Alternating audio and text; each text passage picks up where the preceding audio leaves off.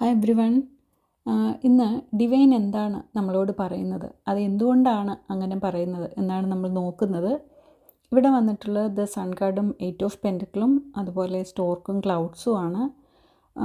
ഈ റീഡിങ് കൂടുതലും കണക്റ്റ് ആവുന്നത് എന്തെങ്കിലും പുതുതായിട്ട് ചെയ്യാൻ ആഗ്രഹിക്കുന്നവർ, അല്ലെങ്കിൽ പുതുതായിട്ട് ചെയ്ത് തുടങ്ങി എങ്കിൽ ഉള്ളിലൊരു സംശയം കിടപ്പുണ്ട്, ഇത് എത്രത്തോളം ശരിയാവും, എങ്ങനെയാവും എന്നൊക്കെ ചെറിയ ഡൗട്ടോട് കൂടിയിട്ടായിരിക്കും നിങ്ങളുടെ ആ സിറ്റുവേഷൻ ഉണ്ടാവുക. ഇത് അങ്ങനെയുള്ളവർക്കായിരിക്കും കൂടുതൽ ഈ റീഡിങ് കണക്റ്റ് ആകുക.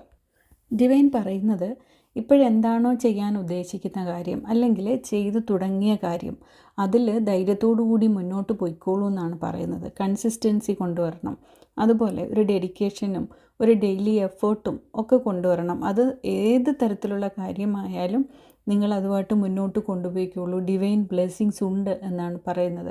ഇപ്പോൾ ഡെയിലി എഫേർട്ട് നമ്മൾ കൊടുക്കുകയാണെന്നുണ്ടെങ്കിൽ വിസിബിളി തന്നെ വലിയ ഒരു റിസൾട്ട് നിങ്ങൾക്ക് ലഭിക്കും. നിങ്ങൾ ശരിയായ വഴിയിലാണ്, സക്സസ് നാച്ചുറലി വരും എന്നാണ് പറയുന്നത്.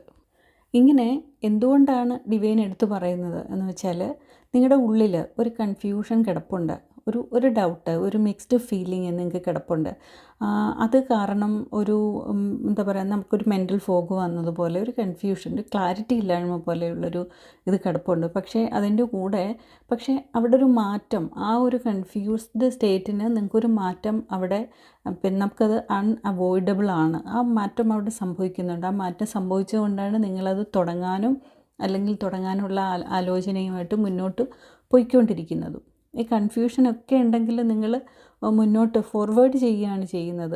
അതുകൊണ്ട് തന്നെയാണ് ഡിവൈൻ പറയുന്നത്, വർക്കിൽ ഫോക്കസ് ചെയ്യൂ, നിങ്ങൾ ശരിയായ ഡയറക്ഷനിലാണ് എന്നാണ് പറയുന്നത്. അതുകൊണ്ട് ഓവർ തിങ്കിങ് ഒന്നും വേണ്ട, ഒരു ഡൗട്ടും വേണ്ട. നിങ്ങൾ ഡെയിലി എഫേർട്ട് ഇട്ടാൽ മാത്രം മതി എന്നാണ് ഡിവൈൻ നിങ്ങളോട് പറയുന്നത്. കൺഫ്യൂഷൻ്റെ ഒന്നും അവിടെ ആവശ്യമേ ഇല്ല എന്ന് ഡിവൈൻ നിങ്ങളെ ഓർമ്മിപ്പിക്കുകയാണ് ചെയ്യുന്നത്. അപ്പോൾ എല്ലാവർക്കും നല്ലൊരു ദിവസമാവട്ടെ എന്ന് പ്രാർത്ഥിക്കുന്നു. സ്നേഹത്തോടെ, രാജി.